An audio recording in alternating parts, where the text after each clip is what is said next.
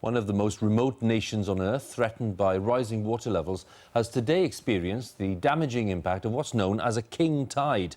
Tuvalu is a small group of islands, 10,000 miles and 11 time zones away in the South Pacific. Islanders fear that the area could disappear within 50 years if action isn't taken over climate change. Well, our environment correspondent, David Shukman, has travelled to the islands, and we can join David there now. Hugh, thank you. It's a stormy time here in the heat of the South Pacific, just the combination of high tides and strong winds that people dread. Because Tuvalu is so low in the water, it really does run the risk of becoming the first country to fall victim to the way our climate is now changing. Incredibly beautiful, but incredibly vulnerable. The fragile strips of green that make up this country only just break the surface of the ocean. But for how much longer? The mighty waves of the Pacific pound the shoreline during what's called a king tide, the highest tides of the year, and the effects can be devastating. This is the island's main road. I mean, we've never seen this in the past, water coming all the way up to this far. And our house is just up behind us. But the water also surges up from underground, through the coral the islands are built on. In the space of an hour, the lowest areas are all flooded. Everyone feels the impact. This priest steps carefully through the waters on his way to conduct a funeral. The higher the king tides get, the harder it is to keep things going here. So can you grow anything here? No. Because it's too salty? Yeah, too salty. Okay.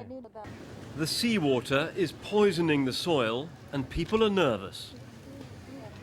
It makes me feel scary. So what will happen to us in 10 years' time? This isn't like other floods that I've covered with a single catastrophic event. Instead, it's a creeping process with this seawater flowing up into the heart of these islands and slowly, but effectively, killing them off. The water bubbles up in tiny streams, and everywhere you look, it just lies on the surface. And the problem is getting worse. At the harbour, the rising swell is monitored by an Australian system. The measurements go back 15 years.